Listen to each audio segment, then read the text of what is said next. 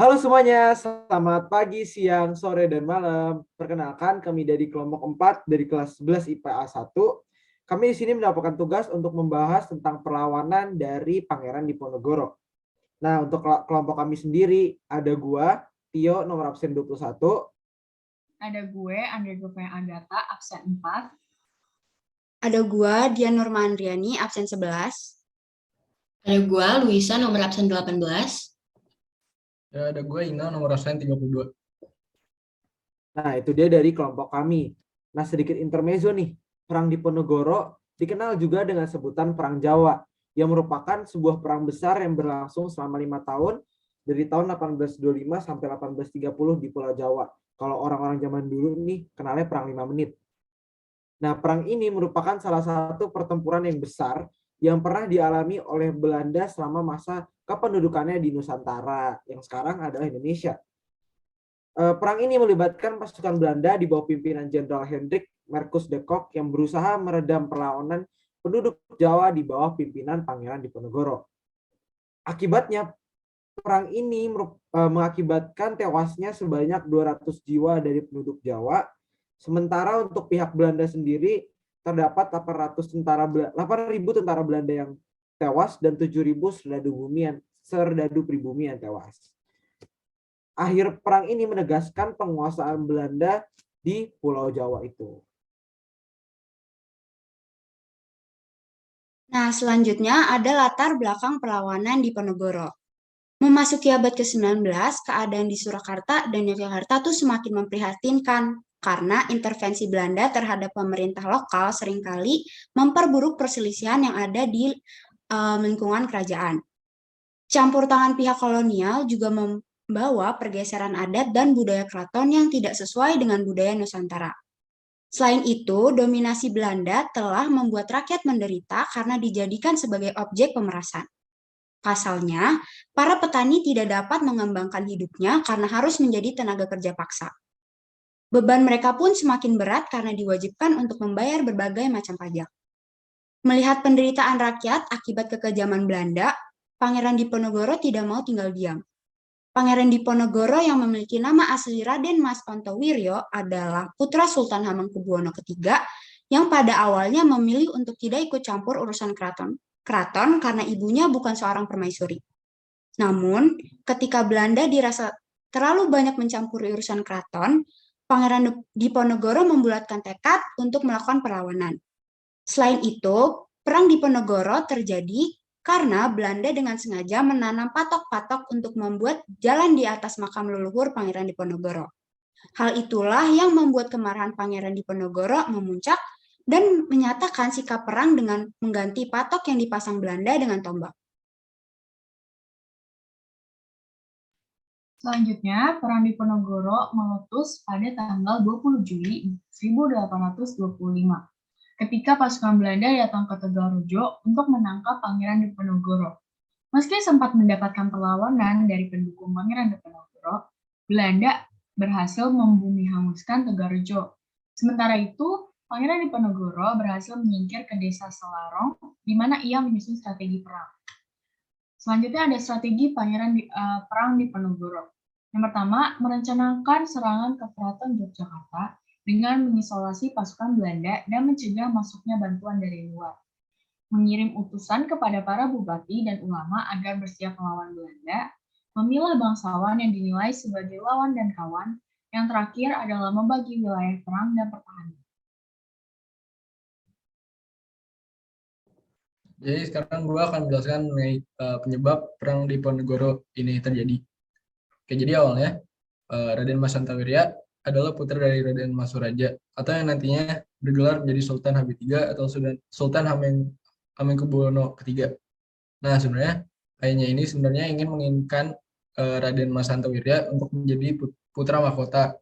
Namun keinginan ayahnya ini ditolak dengan halus.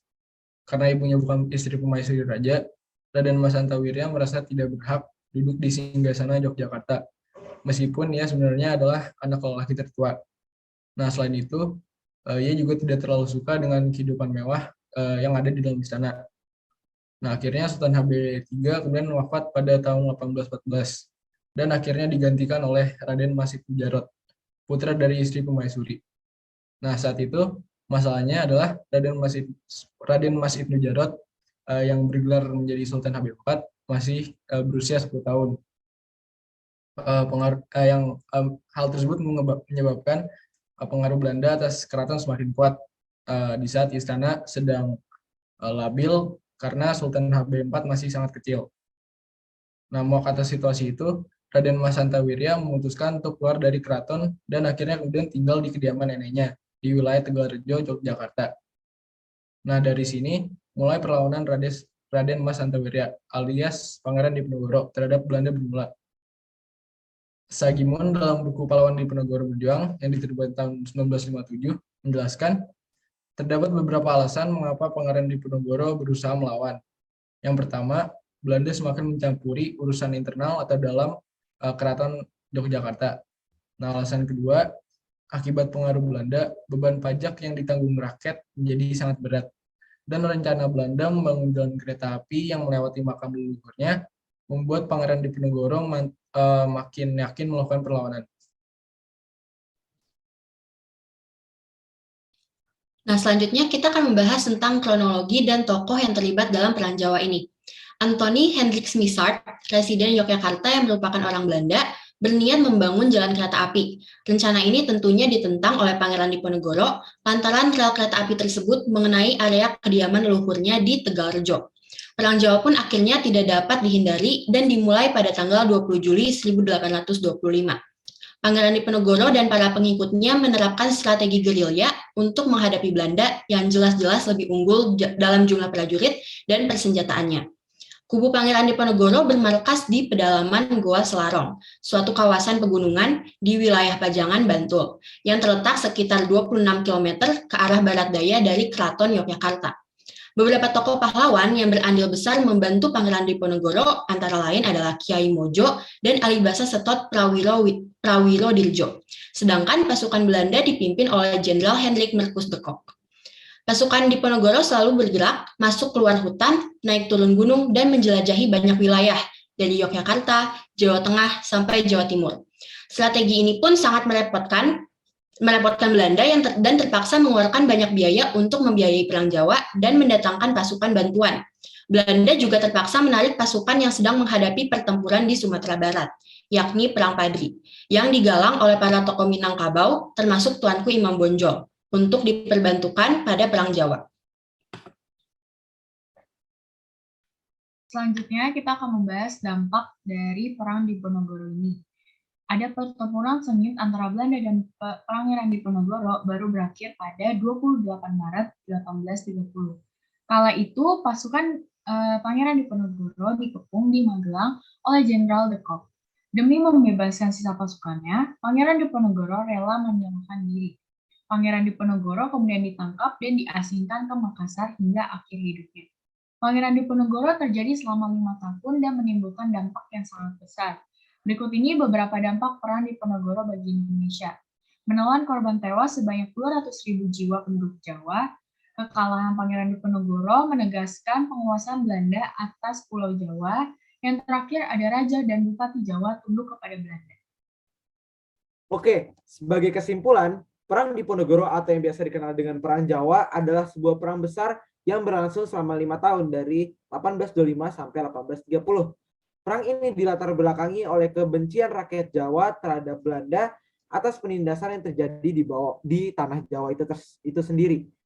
Sesuai dengan namanya, perang ini dipimpin oleh Pangeran Diponegoro yang merupakan pangeran dari Kesultanan Yogyakarta. Nah, itu aja penjelasan dari kelompok kita tentang perlawanan Diponegoro. Mohon maaf jika ada salah kata dan semoga apa yang sudah kita jelaskan dapat bermanfaat bagi teman-teman semua ya. Terima kasih. Dadah. Dadah. Dadah.